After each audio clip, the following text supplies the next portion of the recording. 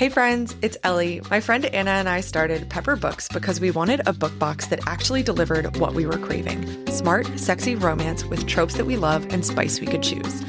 Each month we offer 5 different boxes so you can pick your spice. Whether you're into slow burn tension or full-blown steam, we've got a box for you.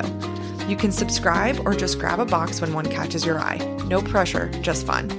Our Celebrity Normie boxes just dropped, so don't miss out. Check us out at shoppepepperbooks.com and find your perfect next read. Your TBR deserves a little bit of pepper. Now, on to the episode.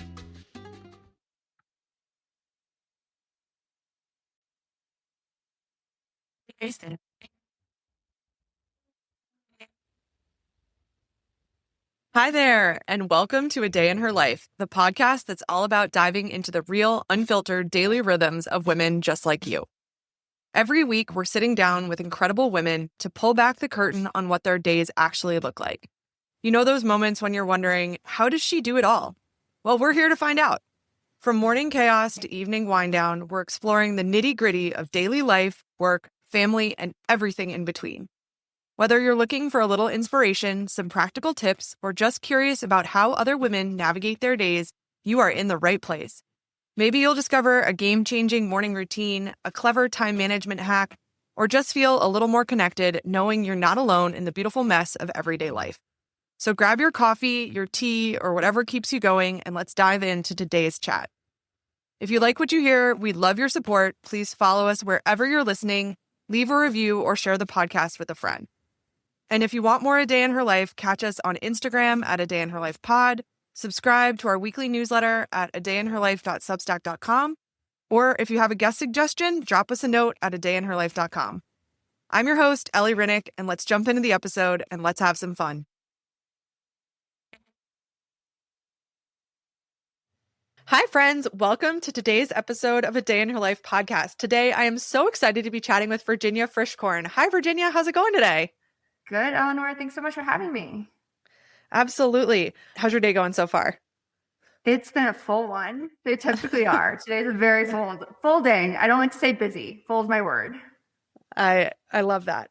So for those who might not be familiar, can you fill us in on where you live, what your family or household looks like, and how you fill your days at a very high level before we jump in? Definitely. So I'm based primarily in Colorado, but I'm actually almost half-time in New York. So I'm the founder of an early stage startup. I have 2 little kids. They're 9 and 10 now. Like I said, I bounce between 2 different areas. And high level, I fill my days building my startup, juggling mom life, attempting to have a little bit of a personal life, attempting to run a bit. So they tend to be pretty full from start to finish. I love it. All right, let's jump into some rapid fires. Virginia, coffee or tea? Coffee. Reading or watching TV? Reading. Out of curiosity, if you're going between Colorado and New York, what are you doing on a plane? Are you watching what's on the back of your seat, or are you reading, or are you working? I'm typically working or listening to podcasts. So I use my flight time very strategically with deep work, reading, very little, but some, but typically not watching. Watching is I don't know. I feel like I don't have time for that yet. I know that feeling. And there's something about being on an airplane that is so productive for me. I don't know what it is, but it's my all-time favorite. I had a few flights last week that didn't have Wi-Fi. And so then I got even more strategically planned of, oh my God, I just got so much done because you forget when people can't get in touch with you. Like I love airplane mode. Same. Beach or mountains? I live in the mountains, but it's beach. I'm like a total beach ocean girl, always. I'm the same. Sweet or savory? Sweet. Chocolate. Oh, their next question was chocolate or vanilla. So there we go. And then can you describe your days in 3 words for us? Full, structured, chaotic. All right. Well, let's hear about them. So Virginia, it's a day. You are waking up and you are getting yourself and your kids out to school. Let's start with kind of what time do you wake up? Do you eat breakfast? Do you have any morning routines? And then kind of take us through to dropping them off. Yeah, definitely. Like. So I will start with my kids. So I have my kids half time. I'm divorced. And so I have 2 very, very different days. But the days with my kids are my favorites. So my standard day when I have my kids, when I'm home in Colorado with them, I'm ready for judgment. Starts at 3:30 in the morning. So I wake up at 3:30 and I get up, I do a little bit of breath work, a very structured morning routine. So do a bit of breath work, do a little bit of movement, shower, face care, etc. I try to be at my computer by 4 with my first big cup of coffee, big thing of water first. All my supplements, I realize to treat my body the way I do, I really need to be really mindful of the things going into it. So 4 to 6 is my deep work time. During deep work, I try to get, honestly, anything where I need uninterrupted thoughts. That's really like my favorite me time. And no matter what, like I love that structure. Between 6 and 6:15, I tend to send all my notes out to my team for the day. And then 6:15 to 6:30, I go and I try to wake up the sleeping angels / sleeping devils. And they are like absolutely hilarious. So as I said, they're 9 and 10, the older son, and then my daughter who's 9. And that time basically between 6:15 and 7:25 is our really big rush where it's getting them breakfast, getting them dressed, getting them downstairs. Both of my kids are really into sports. And right now they've decided they want to do their training in the morning, which is quite funny. So my son like plays with this lacrosse stick and he goes into the garage, which is like de facto gym. So that's like getting them fed, getting them now their workout. 7:25, they're out the door on the bus to school. 7:30 until roughly 8:15, I get my dog out for a walk. I try to get more movement during that time. And then we immediately jump into tech stand-ups. And then between 8:30 and then the end of the day with kids, I pretty much have almost back-to-back meetings. I try to block off an hour of like email and response time. Right now, a lot of that happens late at night. Then 2:45, I finish the day with the kids or finish like the workish day so I can go and get the kids and shuffle them around in the afternoon. So I don't have a nanny. I tend to structure everything, which is part of my early wake up and late. So I can be there for all their after school. Since I'm there less than full time with them, I take them to lacrosse, ice skating, gymnastics, golf. It's this full on shuffle. Girl and boy, they do totally different activities. They're on different days. So it's chauffeur extraordinaire Monday through Friday with them. We tend to be home by 6:30 and then it's figuring out food. I love meal kits because they make it really simple, less planning. We do meal kits, we do homework, then we read all of us together. So I read to them out loud at night before they go to bed. And then I try to get them in bed by about 8:00. It is a mad rush to get that done. And then I, for better or for worse, clean up the house and jump back on. And that's when I get my emails done if I'm able to get them done. And then it's bedtime. And so that's our standard when I'm with the kids. It's really structured, but it tends to be really kind of chaotic within the structure. Absolutely. On going back to activities with your kids, how have you chosen the activities or how have they kind of expressed interest in the activities? And how do you balance, as you mentioned, different ages, different genders, they're into different things. So you can't be sitting at the ballet studio and they're both doing it at the same time. How have you structured your available days to make that work? And how have they expressed interest in different things? It's such a challenge. It's like a giant jigsaw puzzle. Fortunately, I like puzzles, but honestly, we have conversations as a family of what's really appealing, what's not. Right now, both of them are more into some of their more physical sports versus their extracurriculars. They get a lot of art and languages and music at school. So I haven't supplemented their after school with those sort of things that we were earlier when those weren't happening. So right now, my kids have kind of self-selected the activities and then we kind of like family plan together. Hey, what do you want to do this fall? What are you doing this winter? In winter, it all shifts. We go into basketball, we go into skiing, things that are different because being in the mountains, the kids have a very active ski life. So we then map it out. And I mean, I literally have a calendar. I'll tell you, like Tuesdays are typically nuts because it's ice skating to golf to lacrosse and everyone has a 15-minute transition in between. But it's mapping and trying to figure out. And then if I can't, it's leveraging friends and to try to kind of get the kids to shuffle between the classes. But it tends to be, my daughter loves to hyper schedule. My son wants to make sure he gets his chill day. I mean, my daughter is so funny. She looked at me and go, well, Mom, I really want to layer in dance and hip hop in this, but I just don't know if I have time. And it's so cute. I'm like, okay. I do want to make sure they get their downtime. And we try to get one day, like now that we're in this kind of slower season, I don't push these like in between seasons. I want them to have that like downtime as well. So it's a lot of like us kind of trying to navigate it together. Absolutely. Thinking of navigating that with a co-parent, what is your division of, what do your weeks look like? Or is there a specific cadence, like 1 week, or out of curiosity? If you can't talk about that, also fine. Oh no, I can share. I'm tend to be an open book. We have an incredibly high conflict co-parenting relationship. So we do what's called parallel parenting. There's very little co-parenting. We tend to do week on, week off.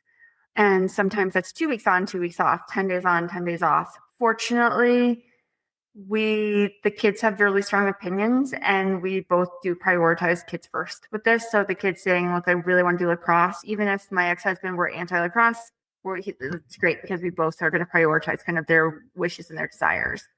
So he and I have to navigate, signups and how that's going to work and who's going to spearhead. I will say, and I don't know for other divorced parents, like it's a luxury, but we tend to split gear, not actually share gear, but split it. Like we have 2 sets of skis, 2 bikes, 2 sets of everything, because that makes opportunity for just to be smoother for the children, less navigation, less opportunity for conflict. So that's been a hard part when the kids are very into all their activities.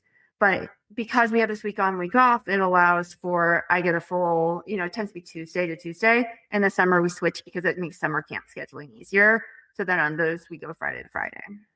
Mm-hmm. It's a little tough. Absolutely. That I can imagine but I can imagine that splitting the gear makes it easier and a less risk for forgetting something. And because I know even like I've gotten to soccer without cleats before, and I can imagine that could be an additional stress on top of all the other coordination.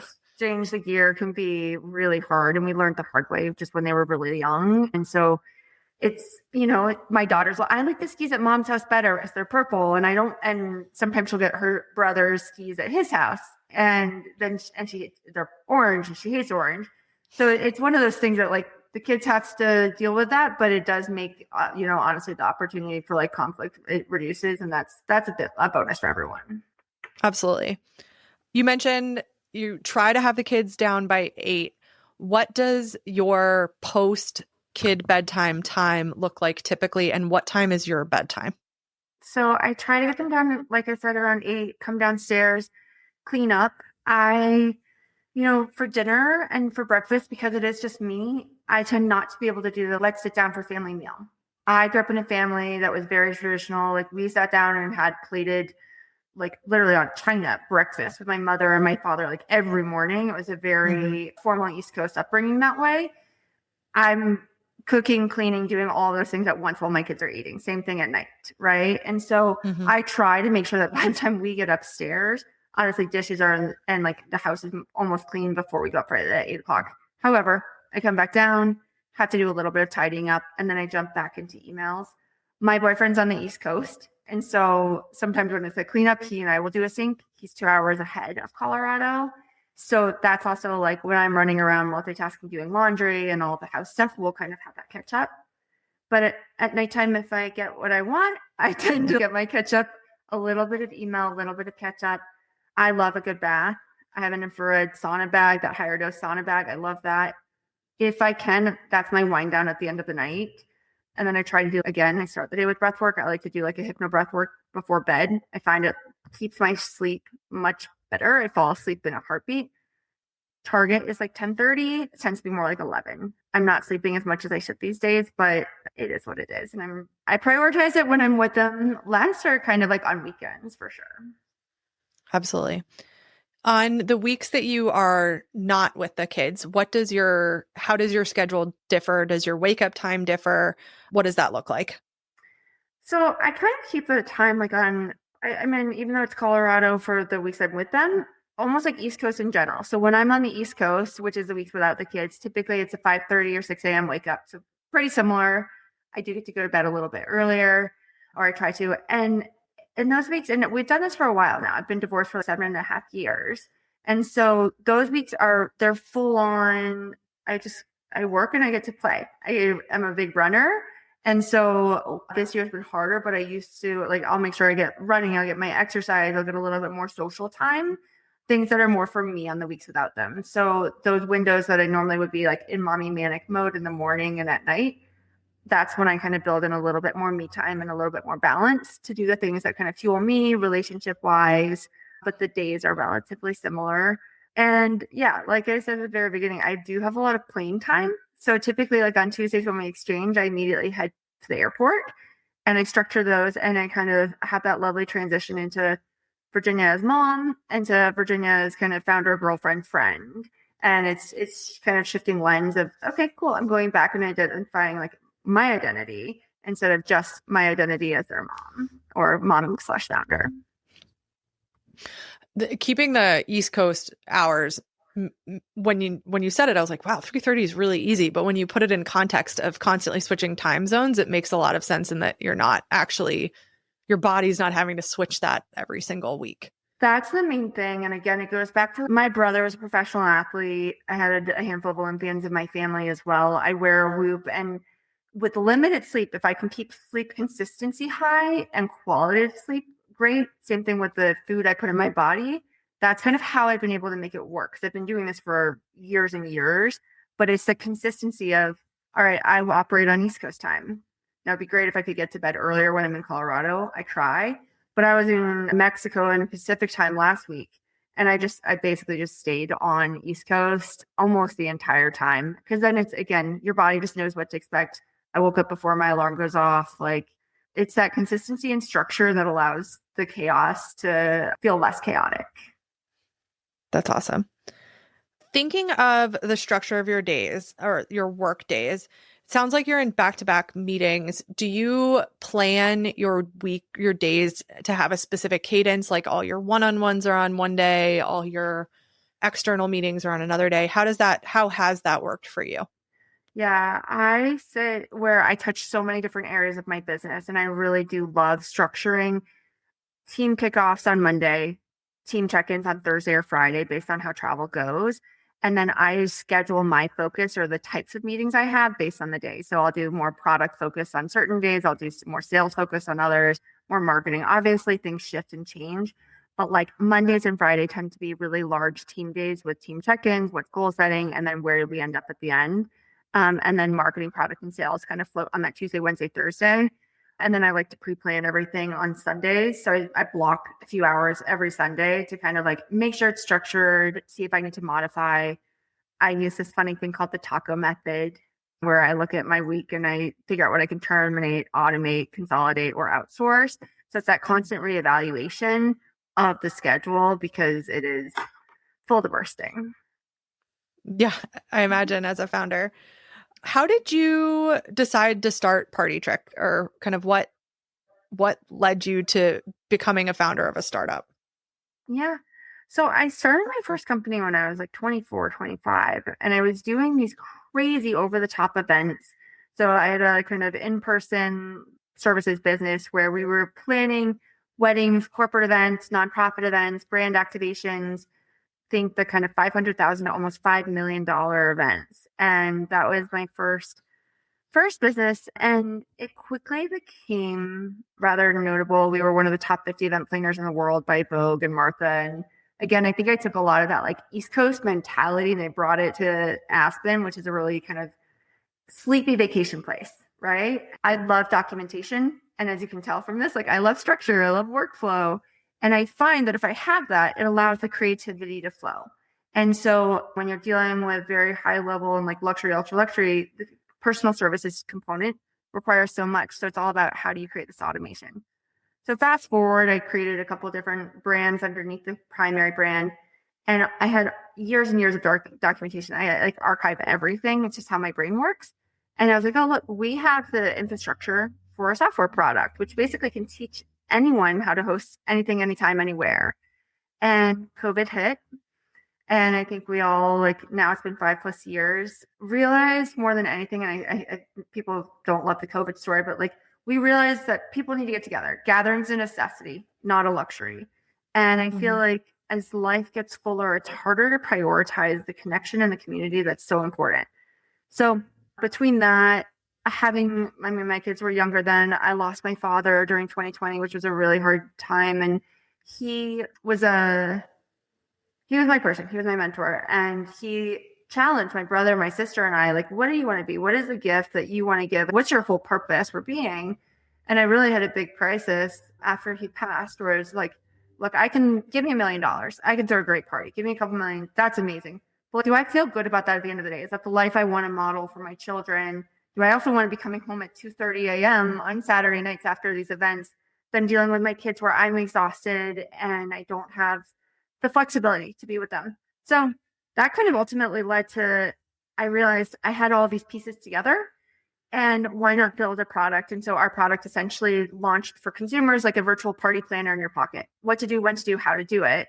It's evolved to serve businesses and like basically scale experiences, control brand, repeatable events at scale.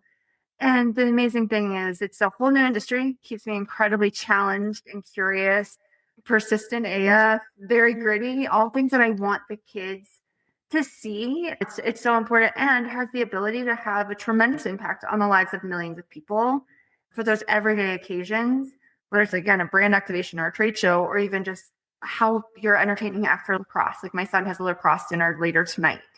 And it's those little moments that like if you can just be more present and actually build connection and community, it really it's what we all deeply crave. So that's the decision. Like longer story, but everything just kind of built up to it. That's really awesome. And it's interesting to see those threads kind of play through. Did you ever have like technical, it sounds like you've always been entrepreneurially driven.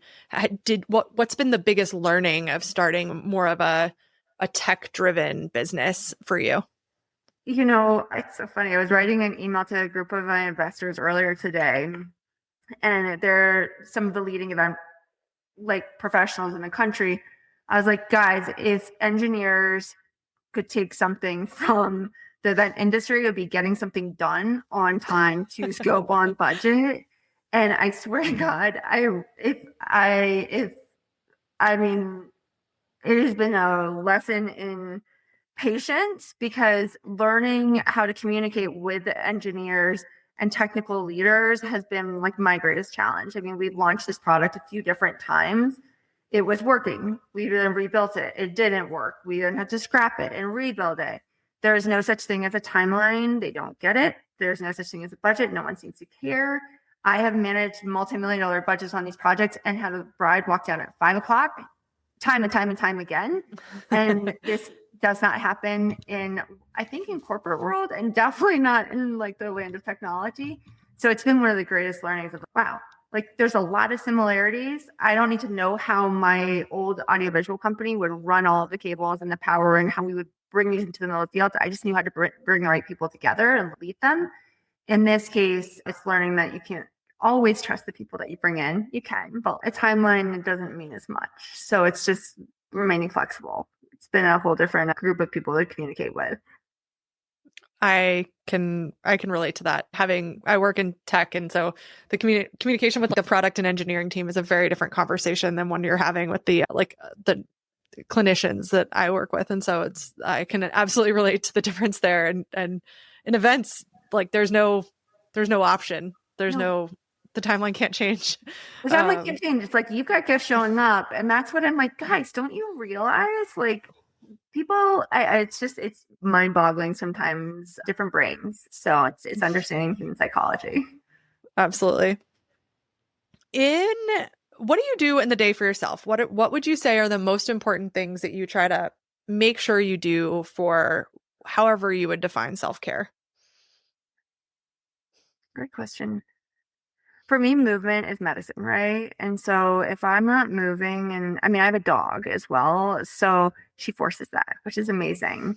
But if she's not with me, and she does actually travel back and forth the East Coast and stuff with me, but if she's not for some reason, on the days that I'm like really, honestly, every day, like I have to prioritize movement. I get incredibly cranky and grumpy and stressed, and I can feel it shifting if I'm not getting that movement.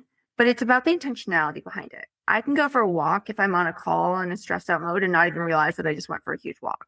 So the movement's not enough, right? It's the intentionality within anything. And you can do that within just a few minutes. So making sure that like I'm prioritizing the intentionality of the things I'm doing and actually being present.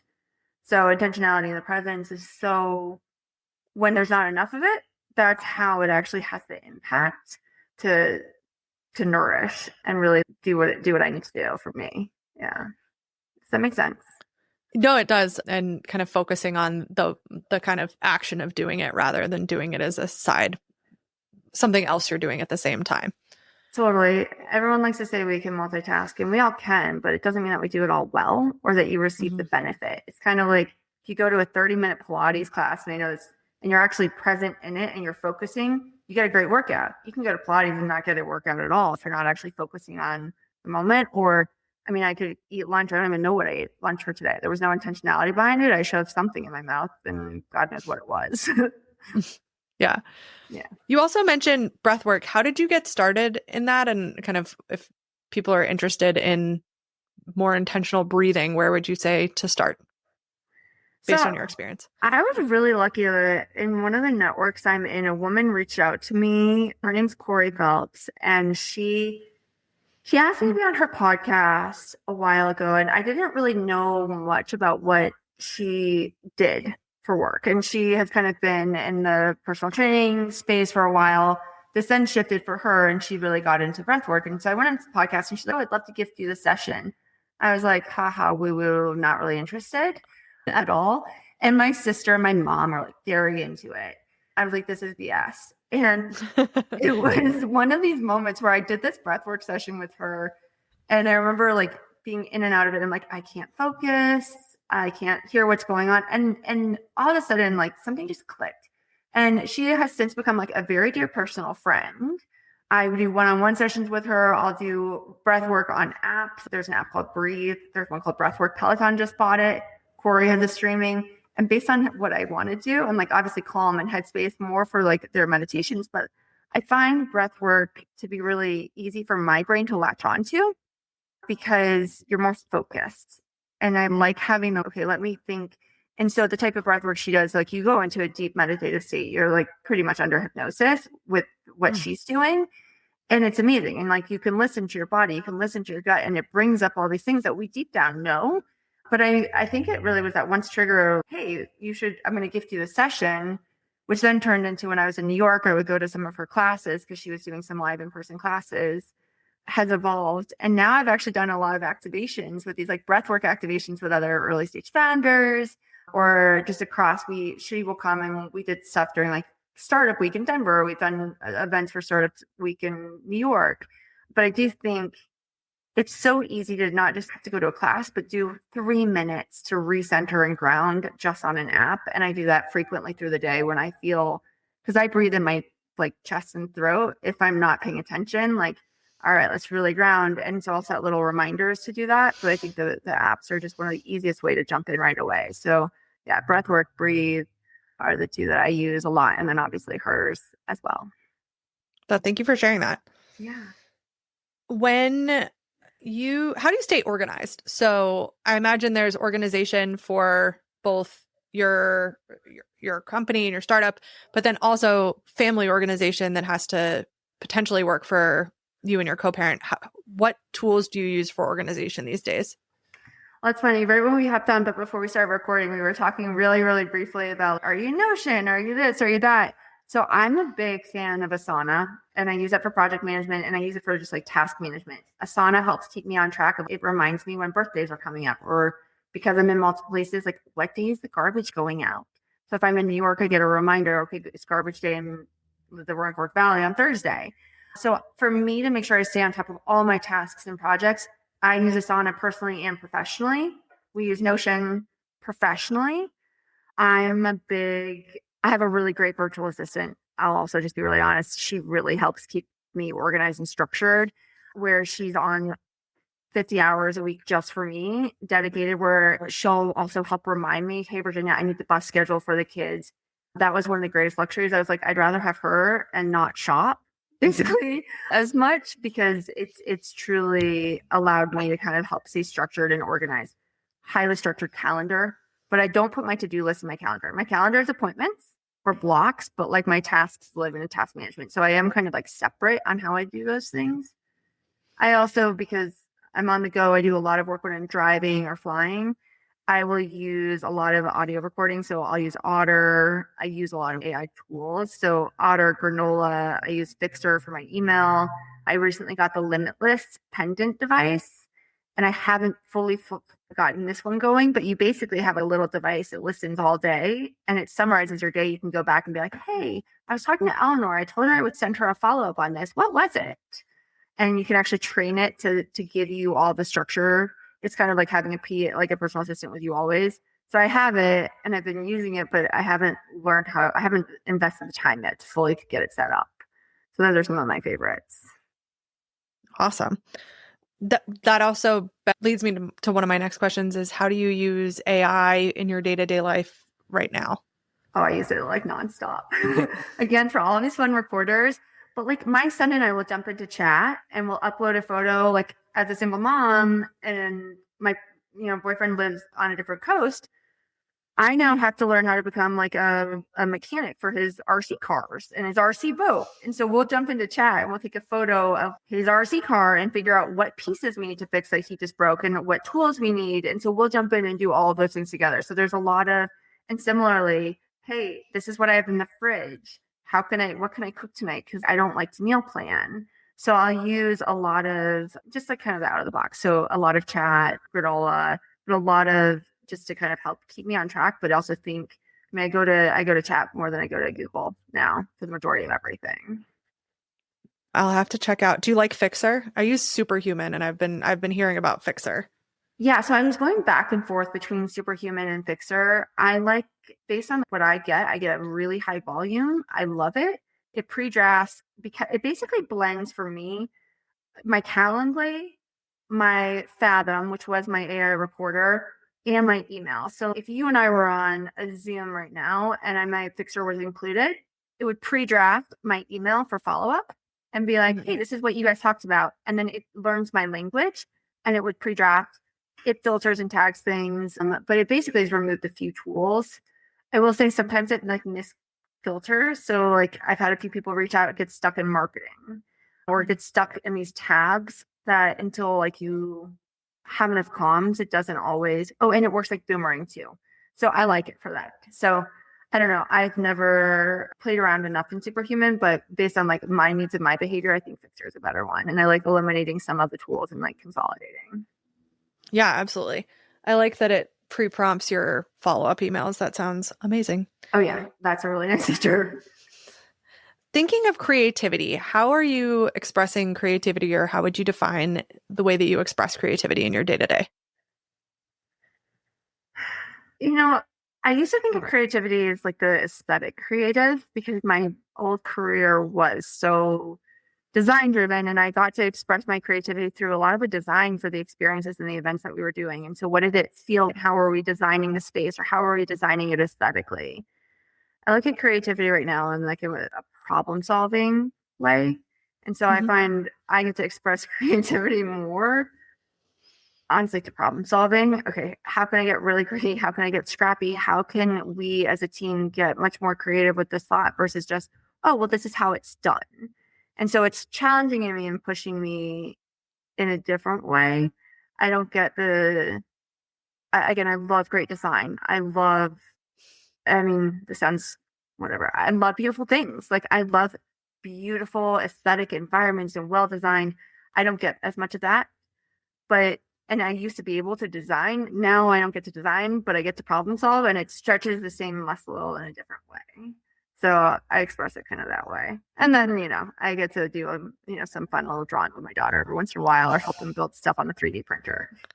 That's not absolutely. Yeah. No, but I think it's a different type of creativity and one that needs to be flexed often.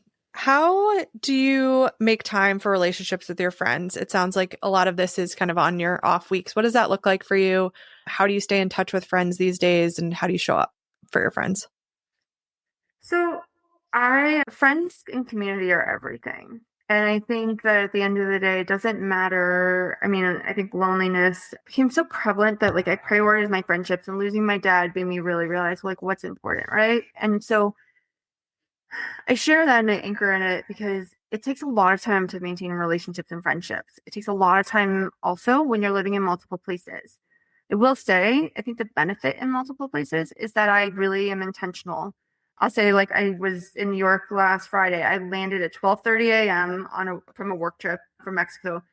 I then was back in the city because I was staying outside of the city at 7 a.m. to have breakfast with one of my best friends. And I was exhausted, but we said it. And I hadn't seen her since for 4.5, 5 months. And I've been to New York every other week since I'd seen her last. And I was sitting down with her and I was like, oh, have you seen our friend Caroline recently? She said she lives 2 blocks away from her. She said, no. And I think the thing is, it's like you have to make intentional space to like nurture relationships and nurture friendships. So I'm going to sound totally nerdy. I literally have a friend rotation thing that pops up in Asana that reminds me because time can fly. And so it helps me maintain, okay, reach out to so-and-so, reach out. And you would like to think that we can do that without help. We can't. I mean, we can, but it won't be as regular. And so I think friendships also can stay in touch more on social, but there's nothing like an in-person. So the intentionality of, okay, I know I'm in New York. I have these defined periods. I'm really intentional when I don't have the kids to make sure I prioritize and I push these friendships that otherwise they could go a year or 2 years without seeing each other. I also have the benefit that there's a lot of crossover between work and my friends. So a lot of my founder friends are like really good personal friends. And a lot of my old industry friends are still really close personal friends. And so, blurred boundaries, but when done right, I think they're really helpful. And so, yeah, it's great reminders. And then looking at things that are a blend of professional networking, but also personal, right? I love when both boxes get ticked. And so it's about intentionality and prioritization. I've lost some friendships with this new business because I don't have time to spend 2 hours in the car driving to them in the same way. Okay. Like hopefully that's fine. And again, friendships come and go. I think they come and they go and they come back. And I think the deep friends, like I can go 3 years without talking to one of my best friends who lives or 3 years without seeing her. Like we DM and we'll talk, but she lives in Greece and I haven't been able to make it over and she hasn't been back here. We've been friends for 25 years. Like we pick up tomorrow. So it's remembering that things go in times and waves and like to give ourselves grace and that you can maintain even with just some async one-off like updates across. Absolutely. I love that. I love that reminder to check in with certain friends and calendaring that or reminding yourself in your task management. You mentioned founder friends. Kind of curious how you found or built a community around of other founders and what has been helpful for you in building those relationships. Yeah, I'm a big believer that the friendships ultimately turn into something more professional, right? And so it's like lead with get to know a person. We want to work with people that we like. Sure, maybe I want to work with a brand with people I don't like because that's a great thing for my company. But the ones that are most rewarding are the ones where the people that we like. And so I do go to a lot of networking events. We also, with Partytrick, like we power them. And so as we started evolving from consumer to business, there was a lot of stuff that like I myself, like I host and I put these network gatherings on as we test kind of our own platform. And so I had the opportunity, let me bring in also like people I want to work with. And so we're able to like foster and cultivate these relationships through it. So through some of the networking communities, through networking events that we have done, we are very partnership driven at my company. And so like I will work with a company and then I find it's like best that when we're having like get to know you calls, it's like actually get to know the person, not just, hey, what are your initiatives for Q4 and how are we measuring success out of this? But like, all right, cool, because that will ultimately foster a better relationship. And so that's how a lot of these relationships have just kind of like spun up. And then again, it's that consistency and maintaining them. So going back and knowing that like I can talk with a founder friend, yeah, it's about work, but it's about personal life because there's actually like a core friendship underneath it. But again, it's been going to, I mean, I'm a big proponent, again, as you can tell, of like in-person events. So go to these events. However, like I have a few people that are my like founderish friends that I've never met in person. We just maintain, again, consistency of communication. And I feel like I know them. It's crazy. But sometimes we don't, right? Especially in this world now, like where you feel like you know someone, but you really don't. Yeah. And it's interesting how the different tools and technologies can make virtual friendships or real friendships happen virtually, if that makes sense. I also resonated with what you said about you have to put yourself out there and kind of go to the events, and in your case often on the events, but the act of doing those things will help to expand that network over time with the people first.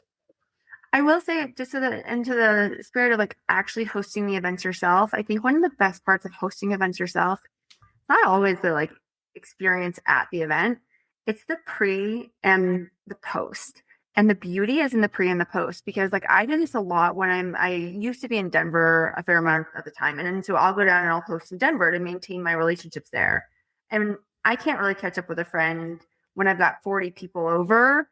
Like, you don't get genuine time. But what those events do is they allow the opportunity to catch up before and or catch up after, or schedule a walk or a coffee or whatever it might be.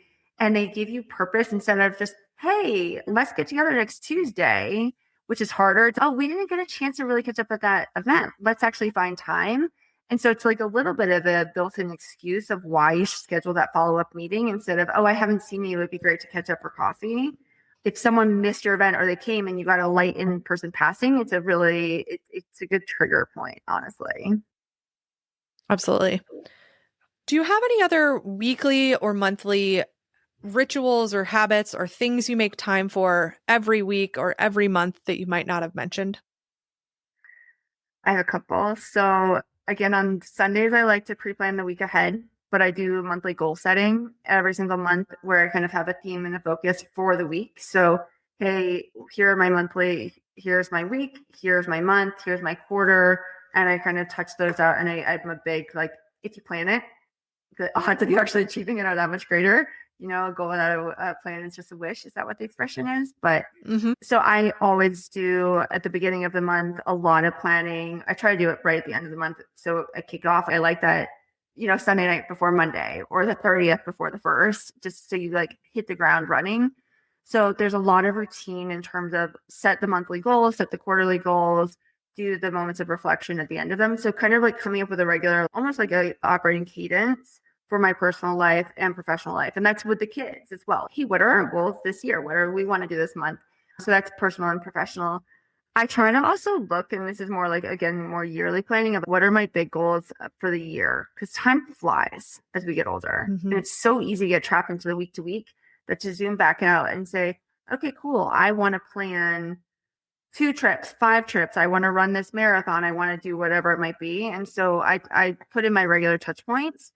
And a lot of that, to be honest, again, I use Asana because otherwise, like, it's the 22nd of October. How did that happen? And so that gives you that moment to stop and actually recalibrate. So whether it's, again, it's the personal relationships or the things that we do, it allows you to kind of like take stake of where things are. I really like that idea and that exercise of creating goals for the month and the weeks. What tool do you use to do that? Do you break that out in Asana? Do you use a Google Doc, or what does that look like? I use a G Sheet for a lot of those. I'll put my plan or like G Sheet or notes. I like G Sheet because I can then come back and I split it up kind of hierarchically, but in notes I'll kind of at least brain dump and then I'll organize it. But I'm a visual person. I like seeing stuff and I don't like the visualization that Asana lets me do for goal setting, but I like how I've been able to build it with these sheets, and G Sheet's the best so far. Maybe one day I'll do a big planner, but I don't like the handwritten. I'm not good with it. I have horrible handwriting, so it's hard to see. And I don't like paper. I lose it. Actually, like I use part of our product actually came from, I would always lose all of my timelines when I was at events or like the books. So I just started programming everything in my phone, and then it would all beep and it would just push me what I was supposed to be doing exactly. And so we have a feature that's built around that because I don't know, I feel like stuff gets misplaced if it's not attached to unfortunately attached to a device sometimes. I agree with you. And if you have to be taking a physical planner around, the chances of you forgetting it are much higher than it is forgetting your phone, unfortunately. Yeah. Okay. Virginia, what is a ball that you are letting drop or something you've decided to set aside? It's just not important to you in this phase right now. It's like the hardest one. I have had this year in particular, I have not been able to push myself physically the way, like I said, movement is medicine and I do need to move. I normally run a marathon in the fall. I'm having so much, like I've dropped, and it's a sense of my identity. Like I've been a runner for as long as I can remember, and I didn't get to do it this year. And New York Marathon's in 2 weeks, and I'll be in New York, and I like can't go into the city because I have such bad FOMO around it, and I'm beating myself up. And so I've had to just like, Virginia, let it go. And I didn't go, I still run a little, but I didn't go this morning. It was 26 degrees. I needed to get some work done. I was like, I'll be tired. I'm not running it, but I'm beating myself up. So I'm working on a blend of quote unquote surrender and let it go because it doesn't serve me like at all. So that's been a big one. Fortunately, and that goes back to friendships. I've had to determine which ones I need to like put on ice, and that's hard. And especially like with layering, and I didn't have a serious relationship for many, many years after my divorce, and layering in a very serious relationship now, that has taken a toll on some friendships that I was really present for, but that's a priority. So it's again, if a pie is a certain size, there's only so many slices of the pie and how big you can kind of slice those. And so what deserves the most time and energy right now? And it's hard. You can't balance it all. Right now running and some friendships have had to kind of fade away a little bit. They'll come back. It's a phase, as you said. Yeah, different chapters. Yeah. Okay, Virginia, what are you obsessed with recently? What is sparking a lot of joy? Good question.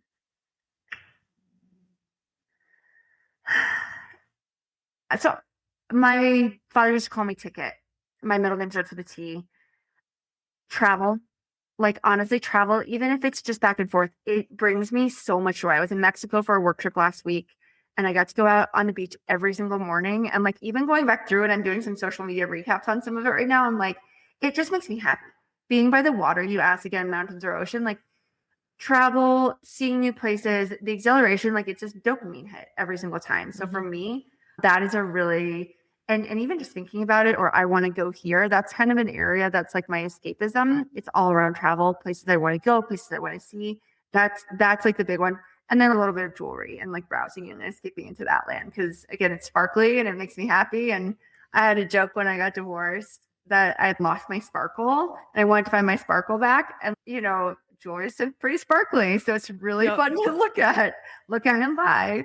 So those are the things that for me, I'm like, all right, those make me happy above and beyond the day to day. A little superficial, but I mean, there's something about being near the ocean and seeing a new place that truly can't be beat. Yeah. You mentioned intentionality with eating actually, or like kind of what you're putting in your body and how you're fueling your body. If we're sitting down with you at breakfast or lunch on a given day, what does that look like for you these days?